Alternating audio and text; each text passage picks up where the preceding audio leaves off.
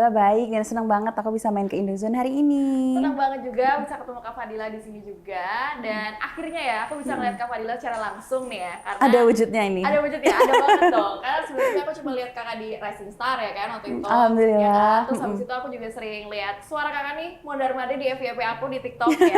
Yeay. Di lagu Dawa ya yang lagi happening nih sekarang gitu. Nah, sebelum kita akan ngebahas-bahas nih tentang lagunya ya kan yang lagi viral nih sekarang, kita pengen kenalan lebih deket dulu nih sama Kak Fadila ya kan gitu. Aku penasaran banget nih Kak.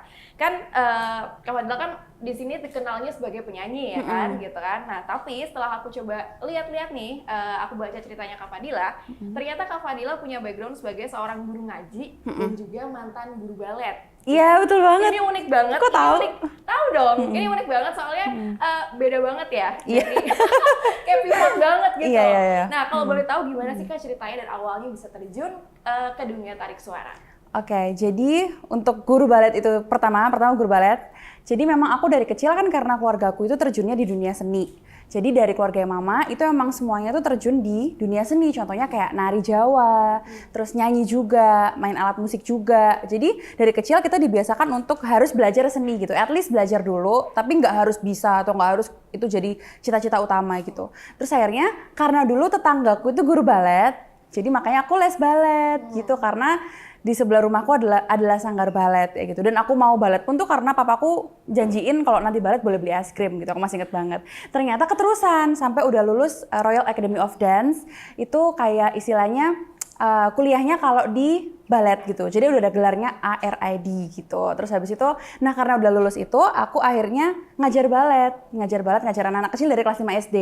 Awalnya cuma jadi asisten aja, tapi akhirnya ngajar sampai muridnya banyak kayak gitu. Terus untuk guru ngaji sendiri itu juga bener Kak. Jadi karena aku sekolahnya sekolah muslim dari kecil, terus pas waktu SMA itu kayak ada sertifikasi guru ngaji gitu. Nah satu angkatan nggak semua anak bisa dapat kesempatan. Kalau nggak salah dari 300 anak cuma dapat 10 atau 15 anak gitu, sedikit. Nah termasuk aku gitu. Nah pada waktu itu memang dikasih waktu untuk praktek langsung untuk ngajar. Dan akhirnya selama berbulan-bulan kita ngajar anak kecil ngaji kayak gitu. Jadi sebuah pengalaman yang nggak akan pernah aku lupain sih kayak gitu. Untuk nyanyi sendiri memang dari kecil sama mama udah diajarin dan alhamdulillah memang ada peluang di nyanyi. Terus keterusan dia sampai sekarang gitu. Oh oke. Tapi yang berarti yang benar-benar ditekunin di dunia nyanyi ya Kak ya? Iya. Cuman guru ngaji itu apakah masih menjadi guru ngaji? Kalau sekarang enggak, karena waktu itu emang aku ngajarnya memang enggak lama, jadi waktu SMA aja gitu, karena praktek pelajaran sekolah kayak gitu. Tapi sekarang kalau disuruh balet lagi bisa? Sekarang udah nggak bisa, tapi aku masih bisa ngajar. Maksudnya kayak aku masih hafal gerakannya. Misalnya aku disuruh bikin koreo gitu, aku masih mau. Cuman kalau misalnya aku yang nari udah nggak, karena aku udah berkerudung kayak gitu. Oke, I see. Keren banget Kak. Nah, dari tarik suara nih Kak, suaranya Kak Fadila ini kan dikenal dengan suaranya yang seriosa, ya kan gitu. Nah, prosesnya gimana nih Kak? Akhirnya bisa tahu bahwa jati diri seorang Fadila itu punya suara seriosa gitu. Yeah. Nah, meanwhile kalau misalnya di dunia entertainment ya mungkin ya dunia tarik suara yang secara umum gitu ya, mungkin kan seriosa tidak terlalu banyak yang kayak bisa bisa mencerna atau banyak yang tahu dan suka kayak gitu ya mungkin gitu. Nah, tapi sekarang nih dampaknya karir musik gimana nih? Apakah Kak Fadila malah justru bisa kayak memberikan ke dunia entertainment tuh kayak ini loh suara seriosa dan bisa diterima akhirnya sama semua kalangan kayak gitu. Oke, kenapa seriosa dulu ya?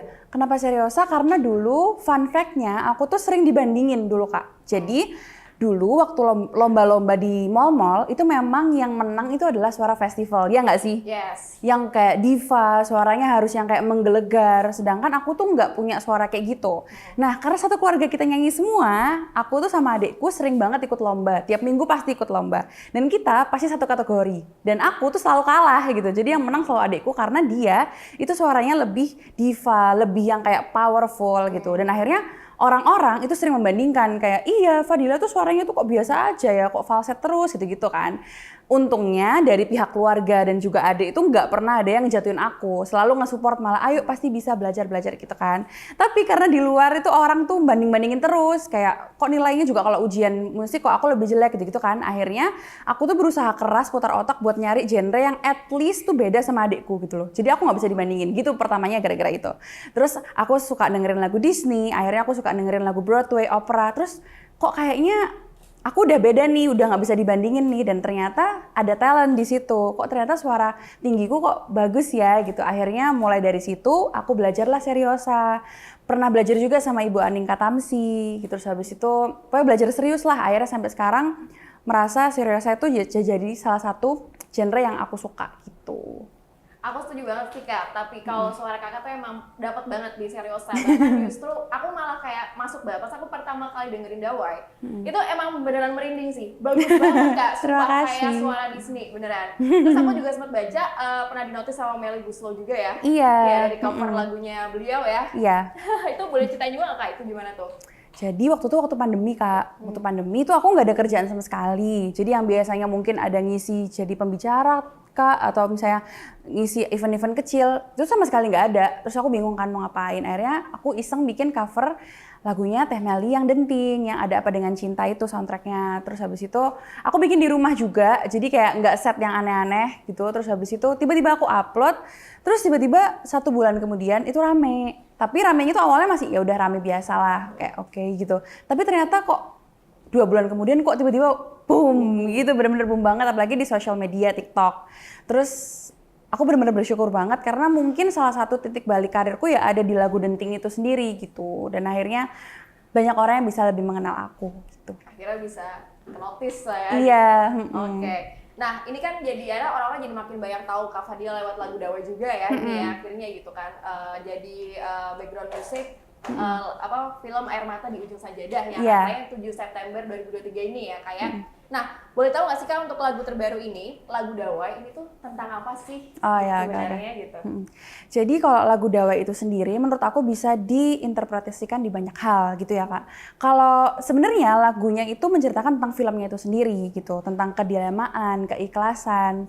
Nah, tapi aku sebenarnya banyak banget dapat pertanyaan kenapa kok judulnya harus Dawai gitu. Sebenarnya itu aku juga nanyain sih pas pertama kali aku dapat lagunya, kenapa aku harus Dawai sih? Kayak aku tuh nggak ngerti meaning artinya Dawai itu apa. Ternyata waktu aku searching, Dawai itu artinya adalah alat musik.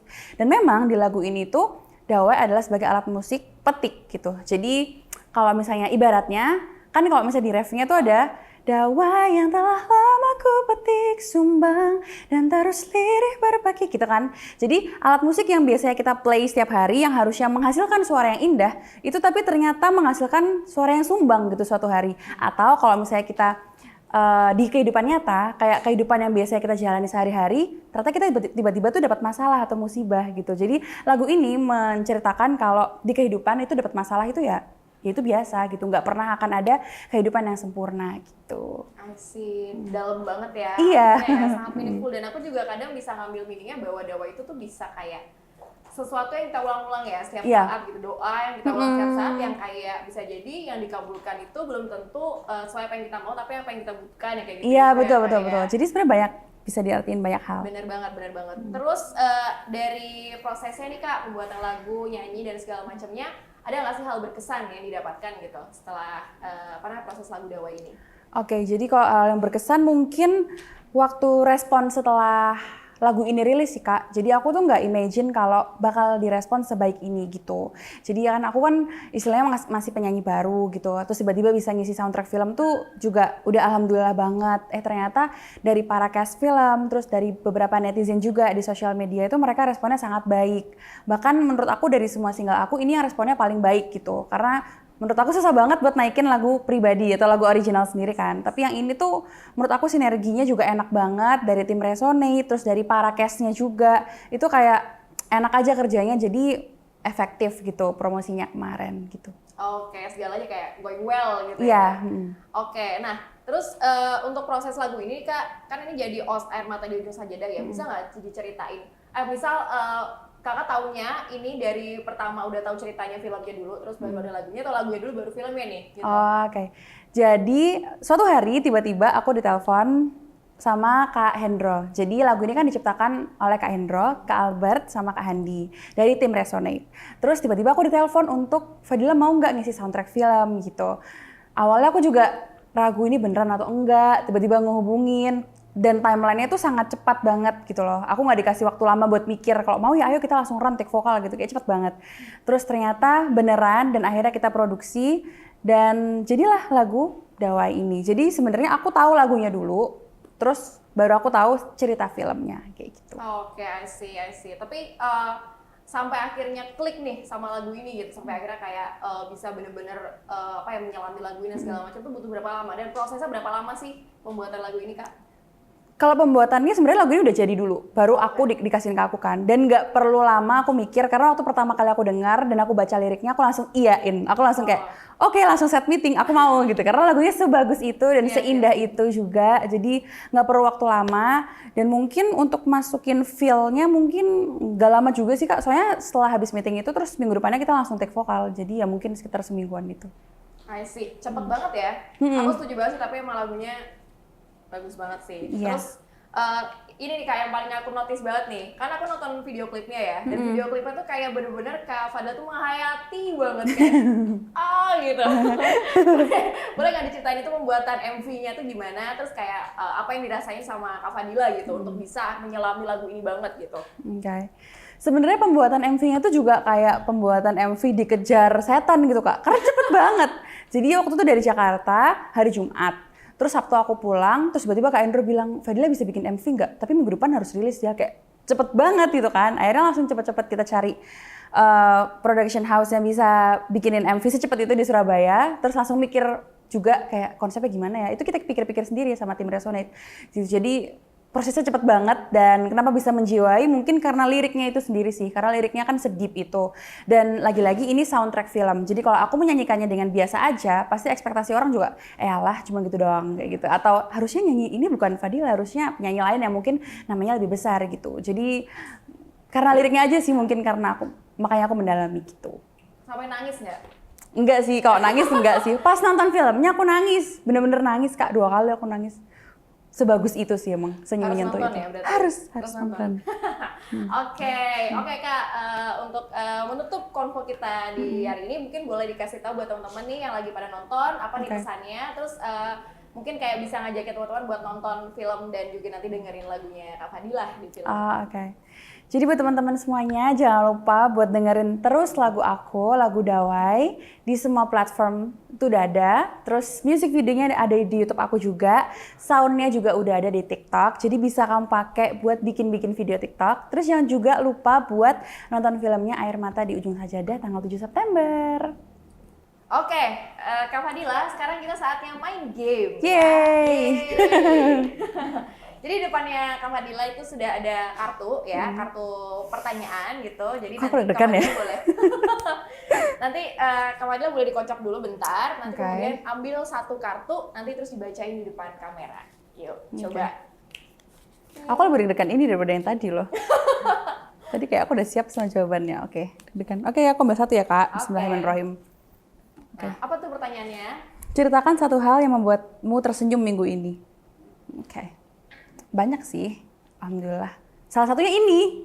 Salah satunya, kan aku tinggal di Surabaya. Jadi mulai kemarin aku di Jakarta dan menjalani berbagai promo dan juga bisa ke Indozone juga. Terus tadi pagi ada ke stasiun TV, itu aku seneng banget. Jadi aku bisa promo dan akhirnya Fadila bisa lebih didengar dan lebih dikenal sama orang banyak. Itu sih yang bikin aku senyum. Yeay.